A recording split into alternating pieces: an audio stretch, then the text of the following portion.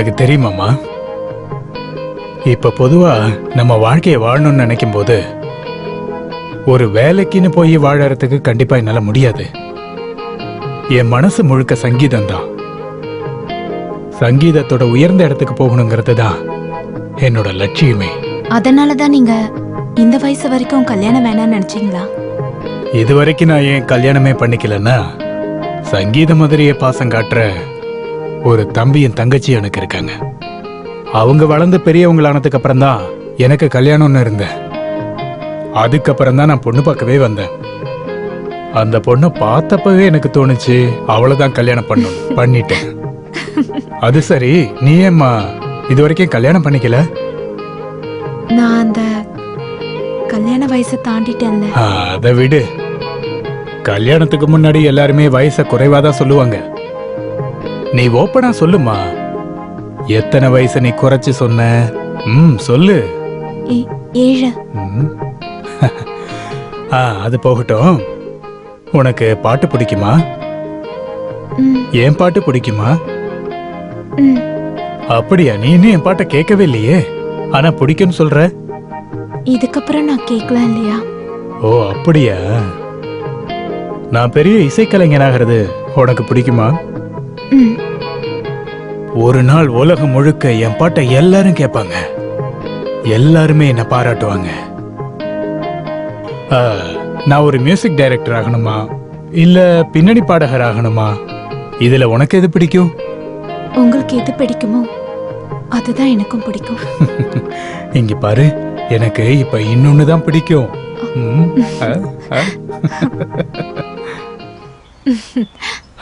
நாம இங்க உட்காரலாம். பார்த்து உட்காரு.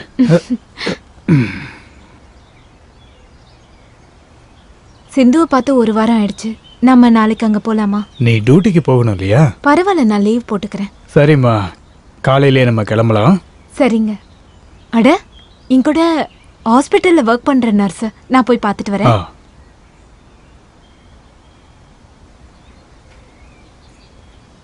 ஹாய்.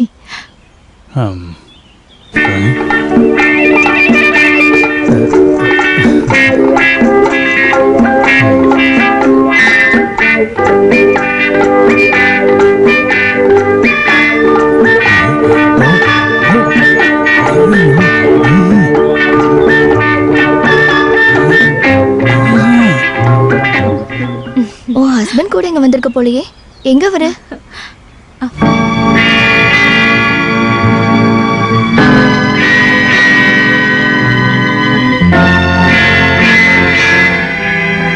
சரி விடு, அப்புறமா பாத்துக்கலாம்.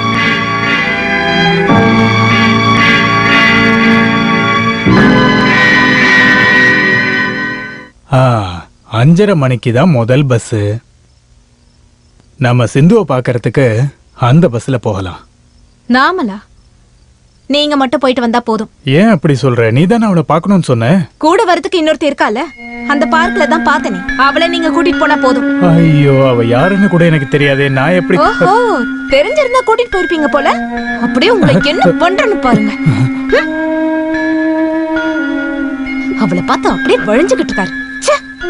என் கண்ணு முன்னாடி இப்படி நடக்குதுன்னா நான் இல்லாத போது நீங்க என்னெல்லாம் பண்ணுவீங்க? என் தலை விதி. இங்க பாருமா, என் மனசுல ஒன்ன தவிர வேற எந்த பொண்ணுக்கும் இடம் இல்ல. இனிமேல் இருக்க வாய்ப்பு இல்ல. இல்லையா? சொல்றத கேளு, தயவு செஞ்சு என்ன நம்பு. நான் எக்காரணத்தை கொண்டு உங்ககிட்ட பொய்யே சொல்ல மாட்டேமா. என் மனசளவுல உனக்கு எந்த தப்பு நான் பண்ணல. செத்து போன என் அப்பா அம்மா மேல சத்தியமா சொல்றேன். என்னங்க, நான் தான் தேவையில்லாம திட்டிட்டேங்க. என்ன மன்னிச்சிருங்க. வாங்க.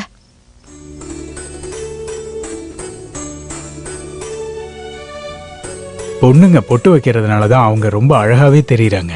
உனக்கு இன்னொரு பொட்டு வச்சே ஆகணும். போதும் போதும். உங்களுக்கு ஃபிளாஸ்க்ல காஃபி வச்சிருக்கேன். சாப்பாடு எல்லாத்தையும் எடுத்து வச்சிருக்கேன். மத்தியானம் நான் வந்து உங்களுக்கு பரிமாறேன். நான் வந்த பிறகு சாப்பிடலாம். சரியா? சரிம்மா. இன்னைக்கு மியூசிக் பிராக்டிஸ் எதுவும் வேண்டாம். இருமலுக்கான மருந்த வேலைக்கு சாப்பிட்டுட்டு வீட்லயே ரெஸ்ட் எடுங்க. சொல்றது புரியுதா? சரிங்கம்மா.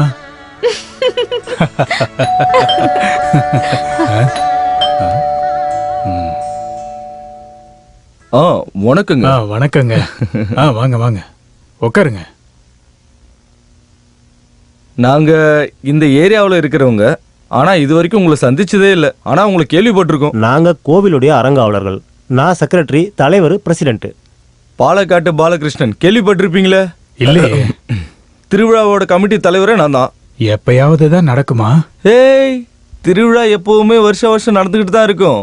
ஓ. மிஸ்டர் ரவி பிரசாத் பெரிய சிங்கர்னு இப்பதான் தெரிஞ்சுக்கிட்டோம். நம்ம கோயில் திருவிழாவில் நடக்க போற நிகழ்ச்சியில நீங்க ஒரு கச்சேரி பண்ணணும்னு கமிட்டியில எல்லாரும் சேர்ந்து முடிவெடுத்திருக்கோம். ரொம்ப சந்தோஷம். டீ எடுத்துருவோம். 281 ரூபாய் உங்களுக்கு கொடுக்கலான்னு சொல்லி கமிட்டி முடிவு பண்ணியிருக்கு. சரிங்க. இந்தாங்க 101 ரூபாய் அட்வான்ஸ். அப்புறம்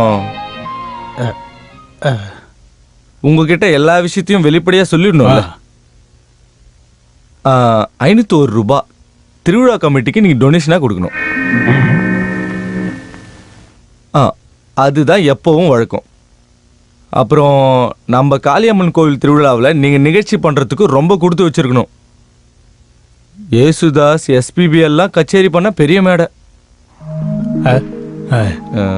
அப்ப சரி, நாங்க கிளம்புறோம். நிகழ்ச்சி சிறப்பா இருக்கணும். பண்ணிடலாங்க.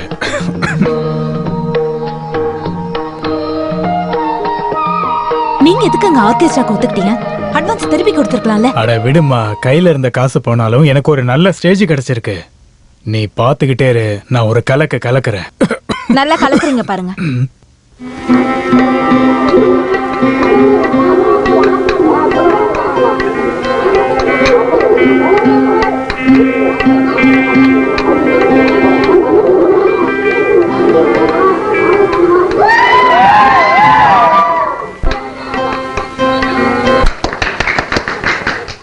அனைவருக்கும் வணக்கம். இந்த சந்தோஷமான வேளையில உங்க கூட பங்கேற்று பாடுறதுக்கு எனக்கு வாய்ப்பை ஏற்படுத்தி கொடுத்த இங்க இருக்கிற கோயில் கமிட்டிக்கு என்னோட நன்றியை மனமாற நான் தெரிவிச்சுக்கிறேன். இந்த பாட்டை நான் சொந்தமா எழுதி டியூன் பண்ணியிருக்கேன். உங்க எல்லாருடைய ஆசையினாலையும் அருளாலையும் நான் என் பாட்டை ஆரம்பிக்கிறேன்.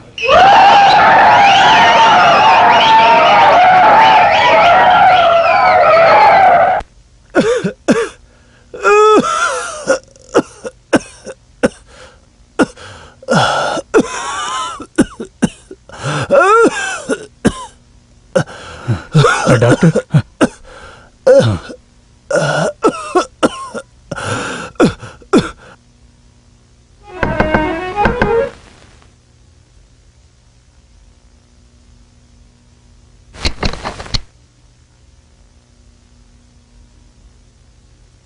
நீ யாருமா? நீ?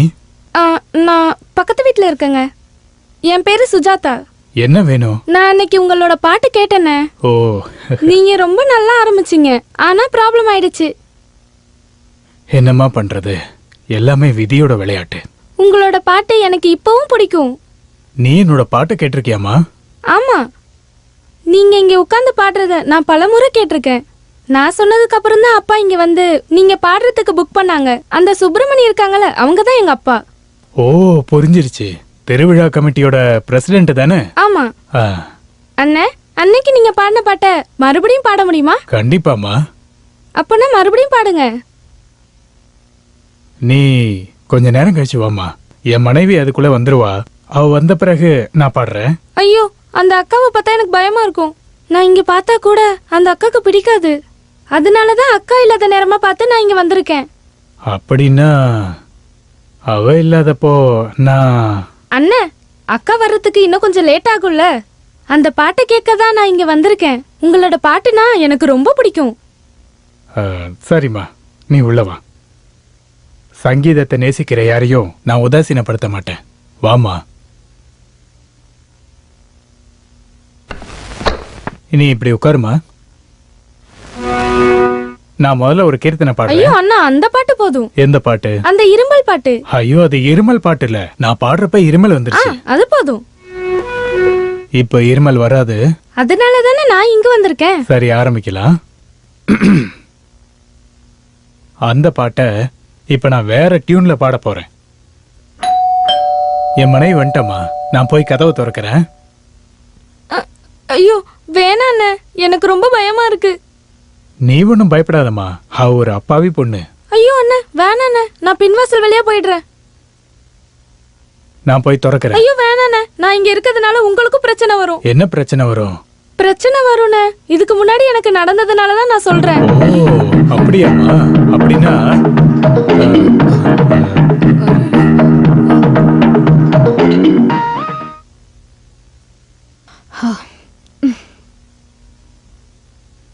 ஆஹா, இன்னைக்கு பிராக்டிஸ் பண்ணீங்களா? ஆமா, பிராக்டிஸ் பண்ணேன்.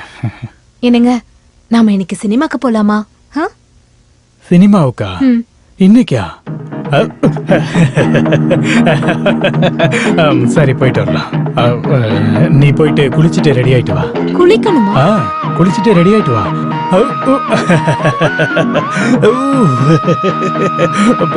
எதுக்கு சிரிச்சிட்டு ஒண்ணும் இல்ல.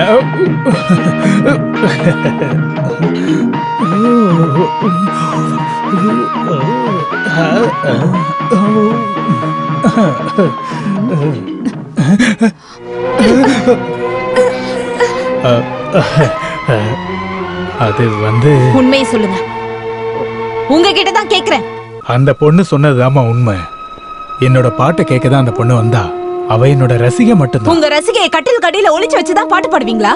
ஐயோ, அவ நீ வந்தப்ப பயந்து கட்டிலுக்கு அடியில போய் ஒளிஞ்சுக்கிட்டா. என் முகத்தை பார்த்தும் கூட போய் பேசுறீங்கல்ல? ஐயோ, என் வாழ்க்கையில இது வரைக்கும் யார் முகத்தையும் பார்த்து நான் பொய் சொன்னதே கிடையாது. பேசுனதில்ல, ஆனா பண்ணுவீங்க. போதுங்க, உங்க கூட வாழ்ந்ததெல்லாம் போதும். வாய் திறந்து சொல்லுங்க, நான் மட்டும் உங்களுக்கு போதாதா? ச்சே! இங்க பாருமா, தயவு செஞ்சு என்ன நம்புமா. என் பாட்டை கேட்கணும்னு தான் அந்த பொண்ணு வந்தா. நான் ஒரு பாட்டு பாடி காட்டினேன், அது ஒரு தப்பா? அவ உன்னை பார்த்து பயந்துதான் கட்டிலுக்கு அடியில போய் ஒளிஞ்சுக்கிட்டா. அந்த பொண்ணு எனக்கு என்னோட தங்கச்சி மாதிரி தான்.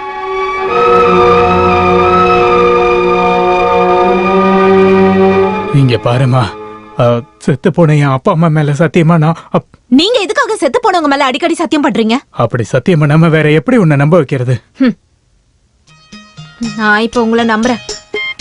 இங்க பாருங்க, எதுவா இருந்தாலும் என்கிட்ட ஓப்பனா சொல்லுங்க. ஆ, நான் உங்களை சந்தேகப்பட்டிருக்கவே கூடாதுங்க. நீங்க என்ன மன்னிச்சிருங்க. இது எல்லாமே என்னோட சங்கீதத்தினாலதான் நடந்தது. இதுக்கப்புறம் நான் எப்பவுமே என் செல்லத்தை நான் அழ வைக்க மாட்டேன்.